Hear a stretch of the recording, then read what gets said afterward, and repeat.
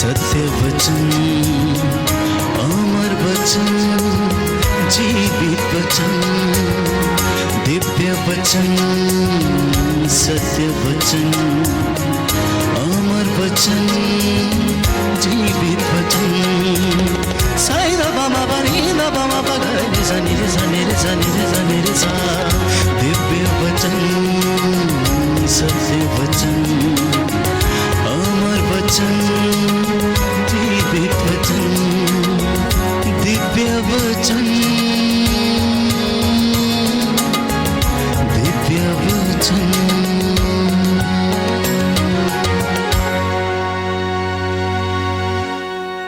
प्रियजनों, पवित्र बाइबल हमें बताती है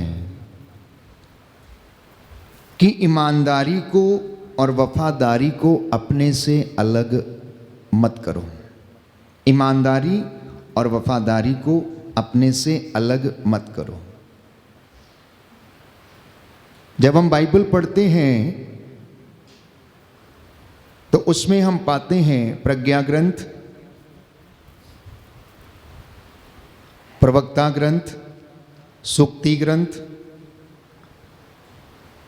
जो हमारे लिए व्यवहारिक जीवन की शिक्षा देते हैं। इसी के साथ आत्मिक उन्नति करने के लिए हमें बताते हैं। और इतना ही नहीं, भजन स्तोत्र किस तरह से प्रार्थना करनी है, प्रभु से क्या मांगना है, किस तरह से पश्चाताप करना है, ये हमें सिखाता है। अब जब बाइबल के वचन के द्वारा हम प्रार्थना करते हैं, क्योंकि ये पवित्र आत्मा के द्वारा प्रेरित वचन हैं, उसकी प्रेरणा से लिखे गए हैं, तो उन वचनों में जो आशीष है, जो जीवन है, वो मुझे और आपको मिलता है।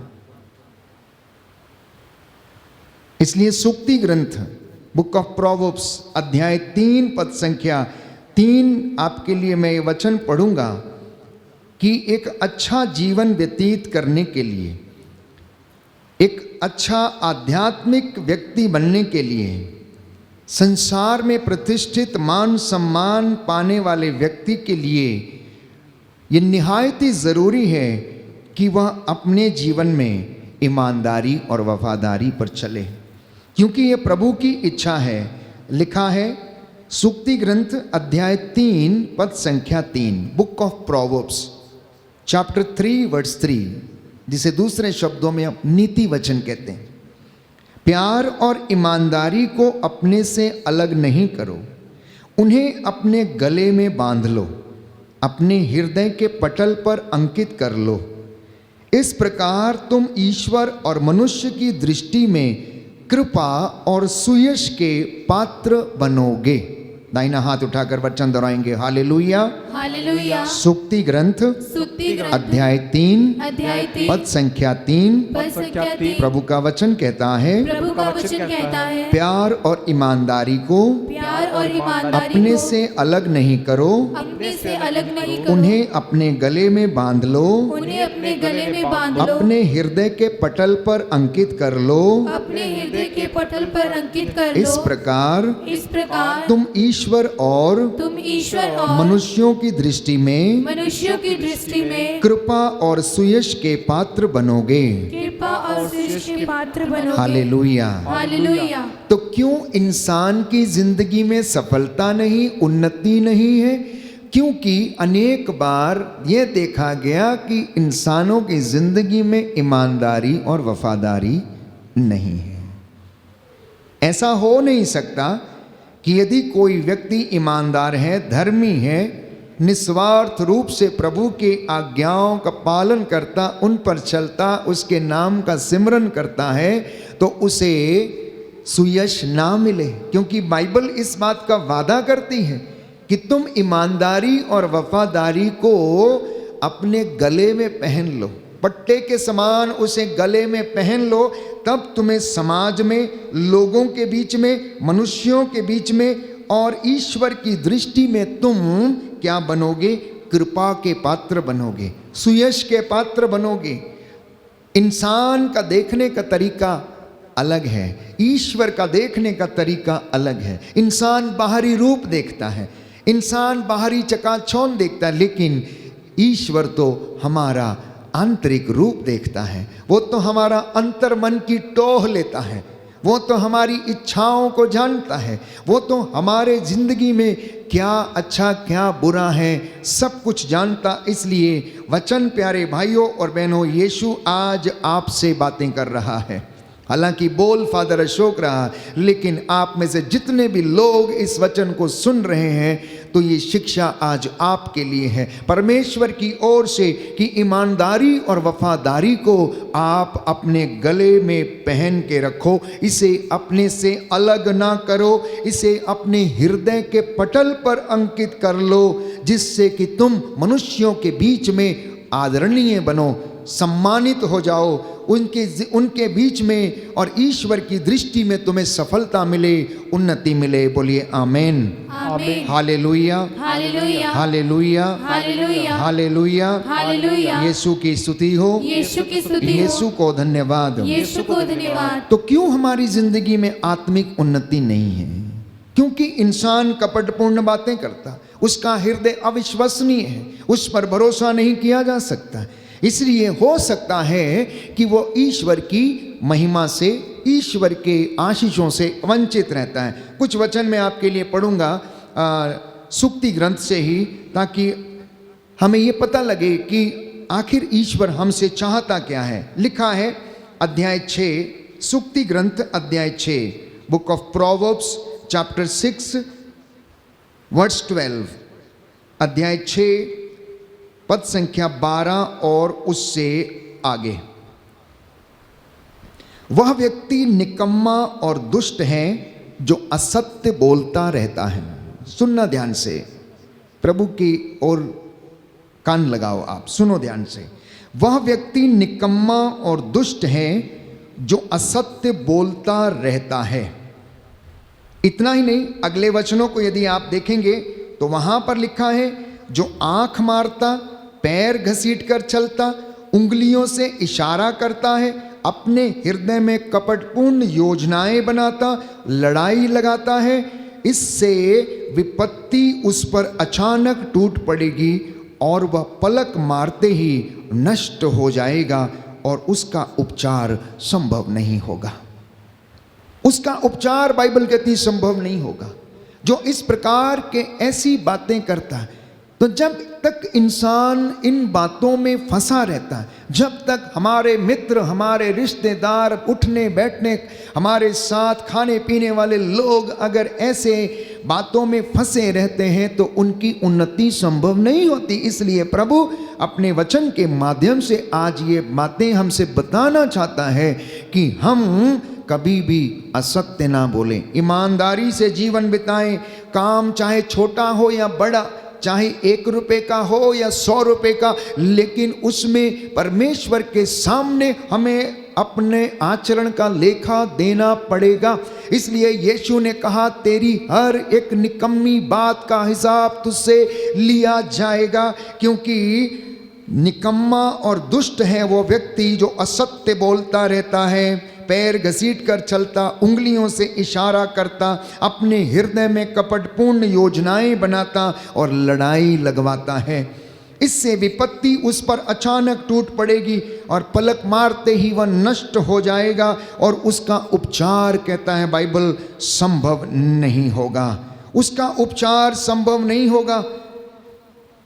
अगले अध्याय में, अध्याय 10 पद संख्या 18 और उससे आगे, book of Proverbs chapter 10 verse 18, जो अपना बैर छिपाता वह कपटपूर्ण बातें करता है, जो झूठा आरोप लगाता है वह निरा मूर्ख है, बाइबल कहती है। ये व्यवहारिक ज्ञान है, व्यवहारिक बातें हैं।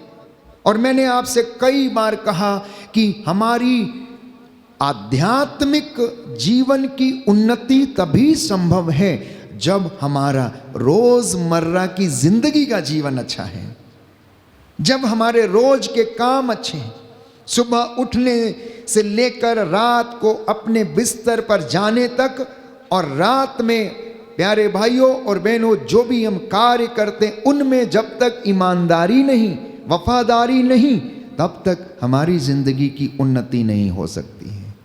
सो therefore our spirituality depends upon our behavioural life.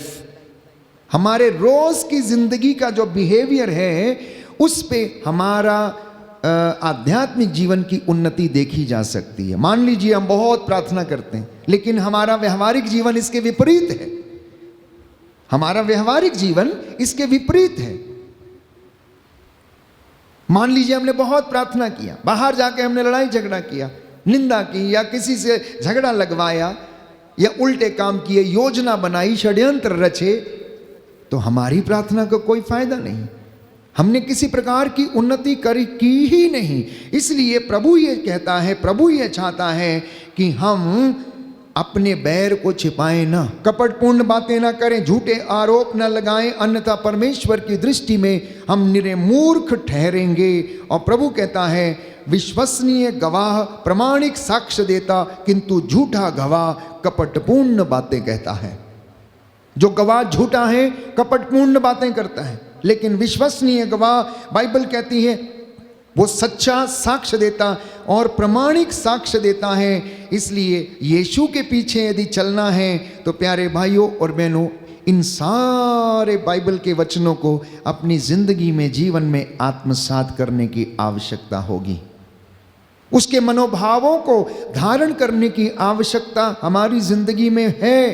तभी मैं और आप उसकी नजरों में अव्वल ठहरेंगे, तभी हम उसके भक्तों की श्रेणी में ठहरेंगे प्यारे भाइयों और बहनों, और वो हमें आशीष प्रदान करेगा। हम में से बहुत सारे लोग आकर शिकायतें करते रहते हैं, फादर जी उन्नति नहीं होती, आत्मिक जीवन में उन्नति नहीं हो रही, जिंदगी में उन्नति नहीं हो रही, सारे काम बिगड़ रहे हैं, जो भी हम शुरू करना चाहते हैं वो पूरे नहीं होते हैं, क्या करें, कैसे करें। एक नज़र अपनी जिंदगी पर डाल कर देखना, एक नज़र अपनी जिंदगी की किताब को खोल कर देखना कि क्या ये जो बातें बाइबल में लिखी गई हैं मेरी जिंदगी में है या नहीं है। क्या मैं उसमें परमेश्वर की बातों को मानता हूं या नहीं। अगले वचन में लिखा है, अध्याय 17, बुक ऑफ प्रोवर्ब्स चैप्टर 17, सूक्ति ग्रंथ अध्याय 17, नीति वचन अध्याय 17 पद संख्या 4 और उससे आगे आपके लिए मैं वचन पढ़ूंगा। कुकर्मी बुरी बातें ध्यान से सुनता है। सुन लीजिए, कुकर्मी बुरी बातें ध्यान से सुनता और झूठ बोलने वाला व्यक्ति चुगली पर कान देता है। जो कुकर्मी है, जो दुष्ट है, वो बुरी बातों को ध्यान से सुनता, अच्छी बातों में उसका मन नहीं लगेगा। और जो झूठ बोलने वाला व्यक्ति है वो चुगली पर कान देता है, इसलिए उसके जिंदगी में आशीष नहीं ठहरती। उसका जीवन प्यारे भाइयों और बहनों वो परमेश्वर से वंचित रहता है। जो लोग न्याय और ईमानदारी की खोज में बाइबल कहती रहते हैं उसे जीवन, न्याय और सम्मान प्राप्त होगा। जो लोग न्याय और ईमानदारी की खोज में रहते हैं उसे जीवन मिलेगा, उसे न्याय दिया जाएगा, उसे सम्मान प्राप्त होगा। दाहिना हाथ उठाकर वचन दोहराएंगे, हालेलुया हालेलुया हालेलुया। हालेलुया। सूक्ति ग्रंथ अध्याय 21 पद संख्या 21 प्रभु का वचन कहता है, प्रभु का वचन कहता है, जो न्याय और ईमानदारी की खोज में, जो न्याय और ईमानदारी की खोज में लगा रहता है, उसे जीवन, न्याय और सम्मान प्राप्त होगा। Hallelujah hallelujah hallelujah hallelujah hallelujah. Hallelujah. तो ईमानदार और वफादार, ऐसे बहुत सारे कैरेक्टर्स हैं बाइबल में। इसमें 2 लोगों का जिक्र हम करते हैं। सबसे पहला जिक्र यूसुफ का। यूसुफ को उसके भाइयों ने बेच दिया और वो किसी तरह से मिस्र में पोतीफर के महल में जाकर वहां पर रुका। बहुत सारे अत्याचार उसके ऊपर हुए, उसके जीवन को और उसके शरीर को अशुद्ध करने तक की बात आ गई और उसके साथ गलत व्यवहार भी हुआ, लेकिन वो ईमानदार ठहरा। उसने अपनी पवित्रता को बनाए रखा। वो परमेश्वर के सामने प्यारे भाइयों और बहनों बिल्कुल ईमानदार ठहरा, वफादार ठहरा और उसने अपने आप को, अपने अंतःकरण को और अपने शरीर को उसने पवित्र रखा और अंत में परमेश्वर ने उसे आशीर्वाद दिया। आशीर्वाद ऐसा दिया कि इतनी विपत्तियों को सहने के बाद भी अगर और कोई व्यक्ति होता तो शायद वहां से भाग जाता या उस प्रलोभन में पड़ जाता, लेकिन यूसुफ नहीं भागा। पोतीफर के महल में उसकी पत्नी ने उससे व्यभिचार करने की कोशिश की, उसके ऊपर झूठा आरोप लगाया, उसे उठाकर बंदीगृह में डाल दिया गया, लेकिन वहां भी वो अपनी ईमानदारी, अपनी सेवा, अपनी दृढ़ता, अपने विश्वास और अपनी पवित्रता के कारण वो बच गया और उसने वहां कारागृह में अच्छे आदर्श का, व्यवहार का परिचय दिया और उसे वहां भी नौकरी मिल गई और वहां भी वो काम करने लगा। दूसरा उदाहरण नबी दानियल के ग्रंथ में आप पढ़ेंगे। दानियल का ग्रंथ अध्याय 6 पद संख्या 5 और उससे आगे लिखा है कि दानियल ईमानदार था, उसमें कोई त्रुटि या दोष वहां पर ना तो राजा को ना किसी व्यक्ति को मिला। और अंत में राजा ये इस बात को स्वीकार करता है कि मैं अब जान गया हूं कि ईश्वर का आत्मा वो दानियल तेरे साथ रहता है। तो ईमानदारी, वफादारी, प्रेम और सेवा में चलने के लिए, पवित्रता में चलने के लिए हमें पवित्र आत्मा के सामर्थ्य की आवश्यकता है। जब तक वो मेरे और आपके साथ नहीं रहता, प्यारे भाइयों और बहनों, मेरे और आपके लिए उस रास्ते पर चलना कठिन होगा। इसलिए आज जब हम बात करते हैं प्रभु के वचन की कि वो हमारी सहायता करता, हमें आशीष प्रदान करता है, तो इस विषय में मैंने आपको कुछ वचन पढ़कर सुनाए हैं। एक और सुंदर वचन प्रोवर्ब्स नीति वचन अध्याय 23 पद संख्या 23 में, सत्य को खरीदो, सत्य खरीदो, उसका सौदा मत करो, प्रज्ञा, अनुशासन और समझदारी खरीदो। प्रज्ञा, अनुशासन और समझदारी को कहता है खरीदो। ये तुम्हें रास्ता दिखाएंगे। जो व्यक्ति प्रज्ञ है वो अपने जीवन को कभी बर्बाद नहीं होने देगा। जिसको ज्ञान हासिल हुआ है वो परमेश्वर की हुजूरी में उस पर बढ़ेगा। इसलिए प्यारे भाइयों और बहनों, यदि हम आत्मिक उन्नति करना चाहते हैं, यदि हम अपने जीवन में उन्नति करना चाहते हैं, अपने परिवार में उन्नति करना चाहते हैं, तो इन व्यवहारिक बातों पर मुझे और आपको गौर करना पड़ेगा, क्योंकि ये हमें परमेश्वर की ओर आगे बढ़ाती हैं। जैसा कि यीशु ने स्वयं कहा, लूकस के सुसमाचार अध्याय 16 पद संख्या 10 से 11, सुंदर वचन है। मैं आपके लिए वचन पढ़ूंगा ताकि इस वचन के द्वारा प्रभु हमसे बातें करे और आशीष प्रदान करे। लूकस का सुसमाचार अध्याय 16, लूकस का सुसमाचार अध्याय 16 पद संख्या 10 और उससे आगे। जो छोटी से छोटी बातों में ईमानदार है वह बड़ी बातों में भी ईमानदार है, और जो छोटी से छोटी बातों में बेईमान है वह बड़ी बातों में भी बेईमान है। यदि तुम झूठे धन में ईमानदार नहीं ठहरे तो तुम्हें सच्चा कौन सौंपेगा, और यदि तुम पराये धन में ईमानदार नहीं ठहरे तो तुम्हारा अपना धन तुम्हें कौन देगा। हालेलुया, हालेलुया, दाहिना हाथ उठाकर वचन दोहराएंगे। Hallelujah, hallelujah. प्रभु यीशु कहते हैं, प्रभु यीशु कहते जो हैं, छोटी से छोटी बातों में जो छोटी से छोटी बातों में ईमानदार है ईमानदार वह है, बड़ी बातों में भी वह बड़ी बातों ईमानदार है, में भी ईमानदार और है, जो छोटी से छोटी बातों में और जो छोटी से छोटी बातों में बेईमान है बेईमान वह है, बड़ी बातों में भी वह बड़ी बातों में भी बेईमान है। बेईमान है। यदि तुम झूठे धन में यदि तुम झूठे धन में ईमानदार नहीं ठहरे ईमानदार नहीं तो ठहरे तुम्हें सच्चा धन कौन सौंपेगा, तो तुम्हें सच्चा धन कौन सौंपेगा। और यदि तुम और यदि तुम पराये धन में पराये धन में ईमानदार नहीं ठहरे ईमानदार नहीं तो ठहरे तुम्हें तुम्हारा अपना धन तुम्हारा अपना धन कौन देगा। कौन देगा। Hallelujah, hallelujah. कितनी सुंदर बात प्रभु ने कही। यदि तुम झूठे धन में ईमानदार नहीं हो तो सच्चा धन तुम्हें कौन दे देगा। सच्चा धन तुम्हें कौन दे देगा। यदि तुम पराये धन में ईमानदार नहीं, उदाहरण के लिए कोई व्यक्ति अपनी संपत्ति कुछ दिन के लिए आपके पास छोड़कर चला गया और आपका मन बेईमान हो गया, आप लालची हो गए, आपने उसमें से चुरा लिया और थोड़ा सा उसको फिर से वैसे ही बांध के रख दिया, तो बाइबल कहती यदि तुम पराये धन में ईमानदार नहीं ठहरे, तुमने उसमें से भी धोखा कर दिया, तो तुम्हें अपना कोई सच्चा धन तुम्हें कौन सौंप देगा? कोई भी नहीं सौंपेगा। परंतु दुनिया की ये दशा है, इसलिए आज दुनिया में त्रासदी है, दुख है, बीमारी है, अशांति है, रोग है, लड़ाई झगड़े, मनमुटाव, अत्याचार, शोषण, तमाम प्रकार की बुराइयां जो आज के इस दौर में जिनसे कि इंसान होकर गुजर रहा है, क्योंकि वो अधर्म के रास्ते पर चलता, वो धोखे के मार्ग अपनाता, वो झूठ बोलता, वो फरेब करता, धोखा देता है, अपने को धोखा देता है। याद रखना, जब आप किसी को धोखा देते हैं तो किसी व्यक्ति को नहीं, आप अपने ज़मीर को, अपने अंतःकरण को धोखा देते हैं।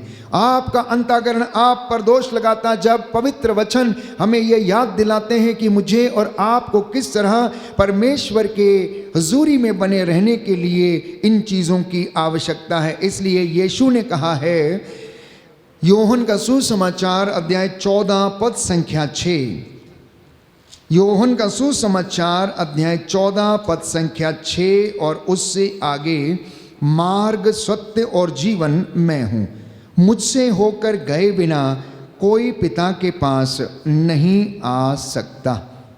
मुझसे होकर गए बिना कोई पिता के पास नहीं आ सकता है। अध्याय 16 योहन का सुसमाचार अध्याय 16 पद संख्या 13 और उससे आगे, यीशु ने कहा, जब वह सत्य का आत्मा आएगा तो वह तुम्हें पूर्ण सत्य तक ले जाएगा, क्योंकि वह अपनी ओर से नहीं कहेगा, बल्कि वह जो कुछ सुनेगा वही कहेगा और तुम्हें आने वाली बातों के विषय में बताएगा। वह मुझे महिमान्वित करेगा, क्योंकि उसे मेरी ओर से जो मिला है वह तुम्हें वही बताएगा। Hallelujah, hallelujah, hallelujah, hallelujah. Yeshu की स्तुति हो, यीशु की स्तुति यीशु हो, को धन्यवाद, यीशु को धन्यवाद, यीशु की आराधना हो, यीशु की आराधना हो, यीशु की महिमा हो। यीशु की महिमा प्रभु हो। यीशु ने कहा, प्रभु यीशु ने मार्ग, कहा, सत्य मार्ग, और सत्य जीवन मैं हूँ, और जीवन मैं मुझसे हूँ। होकर गए बिना मुझसे होकर गए कोई बिना पिता के पास नहीं आ सकता। कोई पिता के पास नहीं आ सकता। Hallelujah, hallelujah. हे प्रभु यीशु, हे प्रभु मैं यीशु, विश्वास करता हूँ मैं विश्वास आप करता मुझसे हूँ, बातें कर रहे हैं। आप मुझसे बातें कर रहे हैं। Hallelujah, hallelujah. आपके वचनों में आपके वचनों अनंत में जीवन का संदेश है। अनंत जीवन का संदेश इन है। वचनों के द्वारा इन वचनों के मुझे द्वारा आशीष प्रदान कीजिए। मुझे आशीष प्रदान कीजिए। हालेलुया। हालेलुया। तो बात जब उन्नति की आती है, चाहे वो आध्यात्मिक हो, चाहे वो सांसारिक उन्नति हो, चाहे वो व्यक्तिगत उन्नति क्यों ना हो, चाहे वो पारिवारिक उन्नति क्यों ना हो, चाहे वो वैवाहिक जीवन की सफलता क्यों ना हो, ईमानदारी और वफादारी, ये दो बातें अत्यंत अनिवार्य हैं। और तीसरी बात, सत्य बोलना। ये प्यारे भाइयों और बहनों आज का वचन हमें समझाता है। और लिखा है, प्यारे भाइयों और बहनों, प्रभु यीशु कहते हैं कि मेरे भाइयों, सबसे बड़ी बात यह है कि आप शपथ ना खाया करें, ना तो स्वर्ग की और ना पृथ्वी की और ना किसी अन्य वस्तु की। आपकी बात सिर्फ इतनी की इतनी हो, हाँ की हाँ और ना की ना। आज हम लोगों को सुनते हैं, जरा सी कोई बात आती है, अपना झूठ को सत्य करने के लिए ईश्वर की कसम खाने को तैयार रहते हैं, बच्चे की कसम खाने को तैयार रहते हैं, पत्नी की कसम खाने को तैयार रहते हैं। और बाइबल इसके लिए मना करती है, क्योंकि बाइबल ये कहती, तुम्हारी बात सिर्फ इतनी की इतनी हो, हाँ की हाँ और ना की ना। ईश्वर की कसम कोई कैसे खा सकता है? छोटे बच्चे है ना, हंसी मजाक में कहते हैं, by God, by God, by God. ईश्वर ने हमें बनाया, आपको बनाया, मुझे बनाया, वो सृष्टि करता है, उसका हमारे ऊपर अधिकार है, हमारा उसके ऊपर अधिकार नहीं है। इसलिए बाइबल इस बात के लिए चेतावनी देती है और मना करती है, क्योंकि आगे लिखा, कहीं ऐसा ना हो कि आप दंड के योग्य हो जाएं, इसलिए आपकी बात सिर्फ इतनी हो। याकूब का पत्र अध्याय 5 पद संख्या 12, book of James chapter 5 verse 12, सुंदर वचन है जहां पर यह लिखा गया, बताया गया है कि आप शपथ ना खाया करें। और प्रकाशित वाक्य अध्याय 2 पद संख्या 10, book of Revelations chapter 2 verse 10, तुम मृत्यु तक ईमानदार बने रहो और मैं तुम्हें जीवन का मुकुट प्रदान करूंगा। तुम मृत्यु तक ईमानदार बने रहो और मैं तुम्हें जीवन का मुकुट प्रदान करूंगा। वो मुकुट जो हमें अभी नहीं परंतु जीवन के अंत में हमें मिलेगा। हमारे अच्छे कर्मों का पुरस्कार, हमारे अच्छे व्यवहार का पुरस्कार, हमारी अच्छी बोली का पुरस्कार, हमारी सेवकाई का और हमारे जो सेवा कार्य है उनका पुरस्कार, जीवन का मुकुट बाइबल कहती है परमेश्वर मुझे और आपको प्रदान करेगा। Hallelujah, hallelujah, hallelujah, hallelujah, hallelujah. Hallelujah. Yeshu की स्तुति हो, यीशु की यीशु स्तुति को हो, धन्यवाद, यीशु को यीशु धन्यवाद, की आराधना हो, यीशु की आराधना हो, यीशु की महिमा हो। यीशु की महिमा हे हो। प्रभु यीशु, हे प्रभु मैं यीशु, नहीं डरूंगा, मैं नहीं मैं आपके डरूंगा, वचन पर मैं आपके विश्वास वचन पर करूंगा। विश्वास जो करूंगा। वचन मैंने सुने हैं जो वचन मैंने सुने ये हैं, मुझे आनंद प्रदान करें, ये मुझे आनंद प्रदान शांति करें, प्रदान करें। शांति प्रदान हालेलुया, करें। Hallelujah, hallelujah, hallelujah, hallelujah. Hallelujah. सुंदर गीत है, मैं ना डरूंगा परंतु मैं विश्वास करूंगा और मैं तेरे मार्ग पर चलूंगा। हम इस गीत के माध्यम से प्रभु की स्तुति करें, इस गीत को हम सुने और अपनी ज़िंदगी को प्यारे भाइयों और बहनों परमेश्वर के हाथों में समर्पित करें। अपने जीवन की किताब के पन्नों को पलटें और देखें कहाँ पर कमी है, मुझे कहाँ पर बदलना है, कहाँ पर मुझे कार्य करने की ज़रूरत है, कहाँ पर मुझे अनुशासित होने की ज़रूरत है, कहाँ मुझे आध्यात्मिक जीवन में बढ़ने की आवश्यकता है।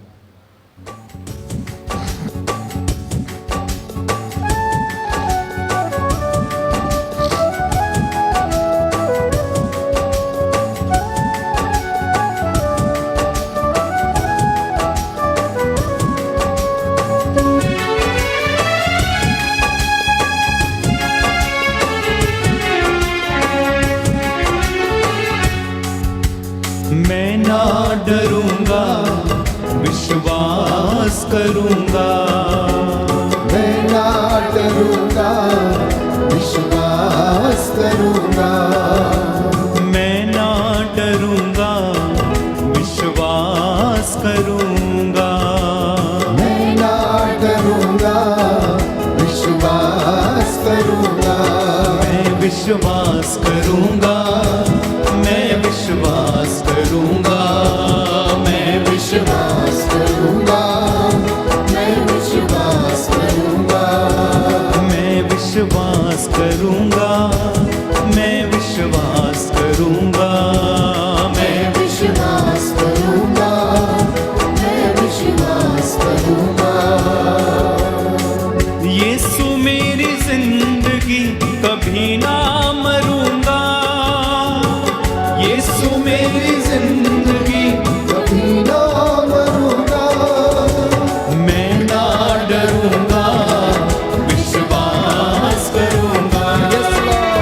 मैं ना डरूंगा, विश्वास करूंगा।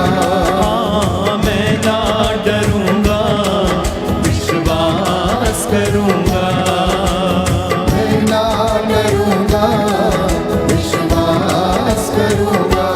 मैं विश्वास करूंगा, मैं विश्वास करूंगा। मैं विश्वास करूंगा, मैं विश्वास करूंगा। मैं विश्वास करूंगा, मैं विश्वास करूंगा। मैं विश्वास करूंगा, मैं विश्वास करूंगा। यीशु का सिपाही हूँ, जरूर लड़ूंगा। यीशु का सिपाही हूँ, जरूर लड़ूंगा। यीशु का सिपाही हूँ, जरूर लड़ूंगा। यीशु का सिपाही हूँ, जरूर लड़ूंगा। मैं ना डरूंगा, मुझको विश्वास अंगीकार करो।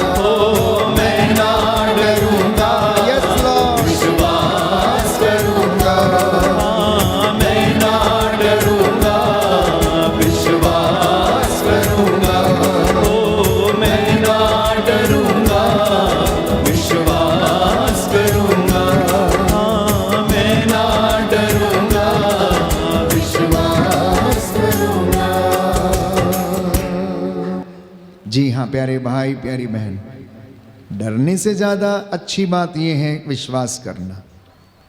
डरना उससे जो हमारी आत्मा और शरीर दोनों को समाप्त कर सकता है, उससे नहीं डरना जो केवल हमें दुख दे सकता है, हमसे चुरा सकता है।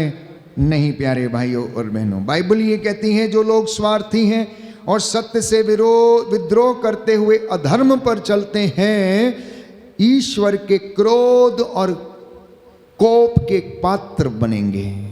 रोमियो का पत्र अध्याय 2 पद संख्या 8 में आपके लिए सुंदर वचन पढ़ूंगा कि वे लोग जो अधर्म के रास्ते पर चलते हैं, बुराई के रास्ते पर चलते हैं, वे ईश्वर के कोप के कारण बनेंगे। पद संख्या 7 से मैं पढ़ूंगा। जो लोग धैर्यपूर्वक भलाई करते हुए महिमा, सम्मान और अमरत्व की खोज में लगे रहते हैं, ईश्वर उन्हें अनंत जीवन प्रदान करेगा। और जो लोग स्वार्थी हैं, सत्य से विद्रोह करते हुए अधर्म पर चलते हैं, वे ईश्वर के क्रोध और प्रकोप के पात्र होंगे। बुराई करने वाले प्रत्येक मनुष्य को, पहले यहूदी और फिर यूनानी को, कष्ट और संकट सहना पड़ेगा। बुराई करने वाले व्यक्ति को, पहले यहूदी फिर यूनानी, इनको बाइबल कहती कष्ट सहना पड़ेगा। जो व्यक्ति बुराई करता है, जो व्यक्ति अधर्म करता है, जो व्यक्ति विद्रोह करता है, बाइबल कहती है वे ईश्वर के कोप के पात्र बनेंगे। लेकिन जो धैर्यपूर्वक भलाई करते हैं, धैर्यपूर्वक भलाई करने का मतलब है, बहुत से लोग कहते हैं फादर जी 3 साल हो गए उपवास कर करके, प्रार्थना कर करके, लेकिन फिर भी कुछ नहीं हो रहा है। बाइबल कहती जो धैर्यपूर्वक धर्म की सेवा करता, जो धैर्यपूर्वक भलाई करता है, महिमा, सम्मान और अमरत्व की खोज में लगा रहता है, वह ईश्वर उसे अनंत जीवन प्रदान करेगा। दाहिना हाथ उठाकर इस वचन को दोहराएंगे, याद करेंगे। Hallelujah, hallelujah, hallelujah, hallelujah. Yeshu की स्तुति हो, यीशु की स्तुति हो। प्रभु का वचन कहता है, प्रभु का वचन कहता है, रोमियो का पत्र रोमियो का पत्र अध्याय 2 पद संख्या 7, पद संख्या 7, जो लोग धैर्यपूर्वक भलाई करते हुए, धैर्यपूर्वक भलाई करते हुए, महिमा, सम्मान और अमरत्व की खोज में लगे रहते हैं, और अमृत की खोज में लगे रहते हैं, ईश्वर उन्हें अनंत जीवन प्रदान करेगा। Hallelujah, hallelujah, hallelujah. हालेलुया। अब एक सवाल आपसे प्रभु की ओर से पूछता हूं, आप किसकी खोज में लगे हुए हैं? क्या आप जीवन की खोज में हैं या मृत्यु की खोज में हैं? भलाई की खोज में हैं या बुराई की खोज में हैं? प्रेम की खोज करते हैं या आप ईर्ष्या, निंदा और घृणा रोज आपस में आपके होती रहती और फूट डालती हैं? क्योंकि बाइबल ये कहती है जो व्यक्ति महिमा की खोज में है, सम्मान की खोज में है, अमरत्व की खोज में है, ईश्वर की खोज में लगा रहता है, धैर्यपूर्वक ईश्वर उसे अनंत जीवन प्रदान करता है। लेकिन जो लोग बुराई करते, जो लोग स्वार्थी हैं, अधर्म के रास्ते पर चलते, वह ईश्वर के क्रोध के क्या बन जाते हैं? पात्र बन जाते हैं। वो जरूर कष्ट सहेंगे। इसलिए एक एक वचन खरा है, पवित्र बाइबल का, पवित्र शास्त्र का एक एक वचन खरा है जो मेरे और आपके शुद्धिकरण के लिए है। जिस तरह से आग की भट्टी में सोना तपाया जाता, वैसे ही जब हम शिक्षा प्रभु की सुनते हैं तो वो हमें भी शुद्ध करता है। विचारों को, आत्मा को, कानों को, आँखों को, हमारे अंतःकरण को वो शुद्ध करता है। मैं जानता हूं कि ये वचन हमें काटते हैं क्योंकि ये दुधारी तलवार के जैसे, लेकिन इनमें जीवन निहित है। जो इनको सुनकर अपना जीवन बदल लेता है, अपने रास्ते बदल लेता है, प्रियजनों, उनकी जिंदगी में आशीष हमेशा ठहरती है। और न केवल उनकी जिंदगी में, उनके बिजनेस में, उनके दफ्तर में, उनके ऑफिस में, माता पिता, बच्चों, नाती पोतों, आने वाली पीढ़ियों में उनके परमेश्वर का आशीर्वाद सदा बना रहता है। इसलिए आज हम प्रार्थना करेंगे कि प्रभु आप अपने वचन के द्वारा हमें आशीष दीजिए, जिससे कि मैं और मेरा परिवार आपकी कृपा दृष्टि में भरा पूरा बना रहे। और प्रभु आज आपसे वादा करता है, यशाया नबी का ग्रंथ अध्याय 60 पद संख्या 22, book of Isaiah chapter 60 verse 22, उसमें प्रत्येक से 1000 उत्पन्न होंगे और सबसे दुर्बल से एक शक्तिशाली राष्ट्र मैं प्रभु उचित समय पर यह अविलंब पूरा कर दूंगा। यदि आप धैर्य से उसकी खोज में हैं तो प्रभु कहता है मैं उचित समय आने पर इसे पूरा कर दूंगा।